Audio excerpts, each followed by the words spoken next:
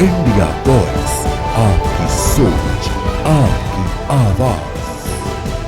नमस्कार, आपका बहुत स्वागत है इंडिया वॉइस पे। मैं हूं आपके साथ समृद्ध मिश्रा। बुलेटिन की शुरुआत करें उससे पहले आपको सीधे लेके चलते हैं भोपाल, जहां पर इस वक्त जो है राष्ट्रीय युवा महोत्सव का आयोजन हो रहा है, जिसमें सीएम डॉक्टर मोहन यादव ने हिस्सा लिया। आखिरकार विकसित भारत यंग लीडर्स डायलॉग 2026 में किस तरीके से प्रतियोगियों के साथ संवाद कर रहे हैं, आपको सुनाते हैं। जिन देशों में दूध उत्पादन होता है उसमें ब्राजील भी है, और मुझे इस बात की प्रसन्नता है वो अपनी देशी गौमाताओं के गोवंश से वो आगे बढ़ गए। तो ब्राजील जैसा छोटा देश भी इतना आगे बढ़ता है, तो हमको तो बहुत अच्छी अनुकूलता होना चाहिए। मैं मान के चलता हूँ आज के इस अवसर पर हमारे यहाँ एक पिक्चर भी आई थी, आप लोगों ने देखी उपकार। उपकार देखी किसी ने?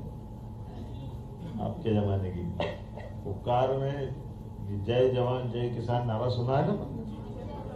ये इसी में लाल बहादुर शास्त्री जी ने हमारे 62 के युद्ध के बाद हुआ पाकिस्तान के साथ, उस समय अपने यहाँ देश के अंदर अन्न उत्पादन के लिए चुनौती थी, हमको बाहर से मंगाना पड़ा गेहूं वगैरह।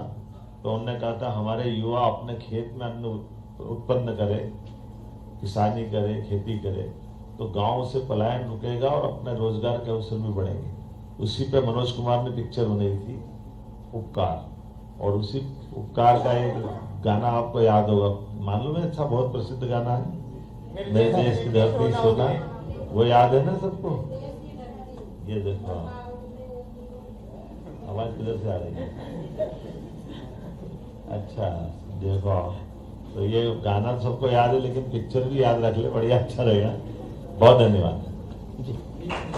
आमंत्रित है सामने। आज मैं आपको बधाई इसलिए भी दे रहा हूँ, एक मिनट हमारे सब युवा हैं, अभी पढ़ने वाले कौन कौन है? हाथ खड़े करो युवा में। देखो अधिकांश अपने स्कूल कॉलेज में है, और सब भारतीय वेशभूषा में आए, साफे बंधवा के आए, कुर्ते पैजामे में भी आए।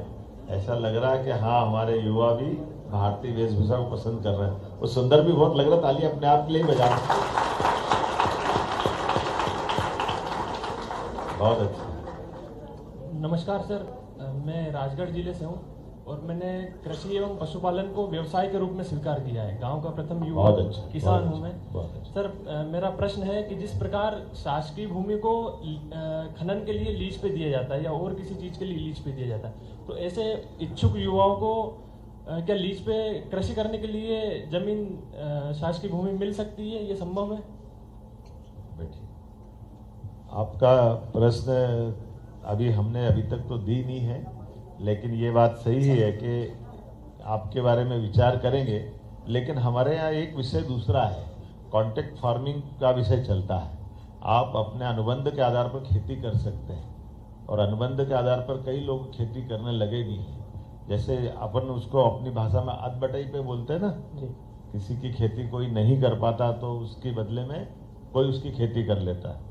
क्योंकि ये बात सही है कि खेती करने के परंपरागत तरीकों में, परंपरागत तरीके से बीज में, पानी में, उसके बजाय थोड़ा वर्तमान के समय के हिसाब से बहुउद्देशीय तरीके से अगर खेती करते हैं तो ज़्यादा आमदनी हो जाती है। तो ऐसे में कई सारे लोग आकर के, कोई गन्ना लगाता है खेत में, बाद में गुड़ वगैरह उससे उत्पादित करते हैं, कोई आलू प्याज लहसुन के लिए खेत किराए पे ले लेते हैं, उनको भी उससे भी करते हैं। तो आप ये जो हमारे परंपरागत मान लो गेहूं है, सोयाबीन है, इनकी जो आय होती है उसकी तुलना में ये सब्जियां या इस प्रकार की फसल जिसमें ज़्यादा आय होती है, पानी बिजली वगैरह ठीक ठाक। अब आप आज के राजगढ़ तो निहाल हो गया पहले से।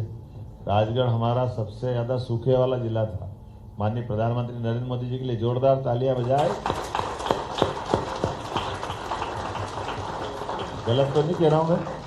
80% तक उत्पादकता बढ़ी है। देखो आप, मोहनपुरा डैम सिंचाई परियोजना, देखो जोरदार ताली बजाओ हमारा। और ये मोहनपुरा डैम की विशेषता बताओ क्या है? सर, जिले का सबसे बड़ा बांध है, साथ में जो परियोजना है उसकी जो सिंचाई परियोजना जो है वो इजराइल के बेस पे बनी हुई है, तो प्रत्येक किसान तक प्रॉपर तरीके से सिंचाई का जल उपलब्ध हो पा रहा है। प्रॉपर कैसे हो पा रहा, थोड़ा और खोल के बताओ। सर, मैं बताता हूँ, जैसे कि जो आउटलेट लगे हुए हैं वो हर खेत में, हर प्रत्येक 4 बीघा पे एक आउटलेट है, तो उससे सिंचाई प्रॉपर तरीके से हो पा रही है हर किसान की प्रॉपर तरीका क्या है?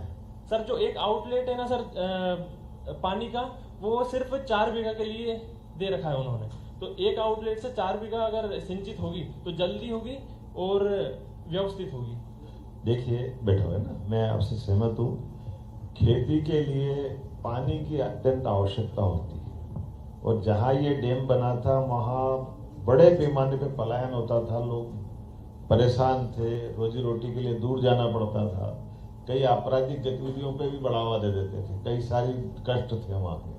लेकिन अब उल्टा हो गया, अब लोग उस क्षेत्र में दूर दूर के लोग आकर के खेती करना चाहते हैं, क्योंकि पानी के लिए इतना अच्छा आपकी प्राणी के लिए सिंचाई पद्धति में डैम से पाइपलाइन से पानी आएगा, और पाइपलाइन से ड्रिप इरिगेशन से सीधे फसल तक पानी पहुंचाएंगे। एक बूंद भी पानी बिगाड़ने का नहीं, इतना बढ़िया। और ये पूरे देश का सबसे अच्छा मोहनपुरा डैम अपना मॉडल बना है, तो वाकई ये जोरदार अभिनंदन करें हमारे अपने इसी प्रकार के, और सारी नदियों के एक एक बूंद पानी का उपयोग खेती की किसानी के लिए कराने के लिए यशस्वी प्रधानमंत्री ने आशीर्वाद दिया नदी जोड़ो अभियान के माध्यम से। और ये भी एक आंकड़ा है, अब जरा ध्यान में आएगा कि 1956 से लेकर 2002-03 तक केवल 7.5 लाख हेक्टेयर सिंचाई थी। कितने? और 2002-03 के बाद जब हमारी सरकार बनी तो लगभग 42 लाख हेक्टेयर तक हो गई। और आज अपने पास में हमारी सरकार बनने के बाद आज की स्थिति बात 42 लाख से बढ़ा करके आज हमारी 58 लाख हेक्टेयर तक सिंचाई हो रही है।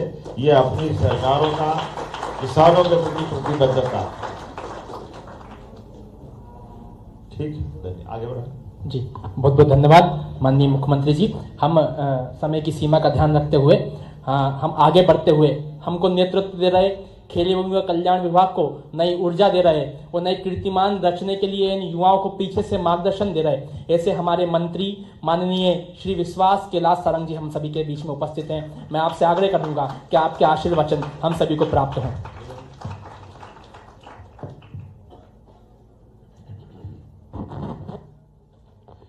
आज के इस कार्यक्रम में हमारे बीच में उपस्थित मध्य प्रदेश के यशस्वी मुख्यमंत्री आदरणीय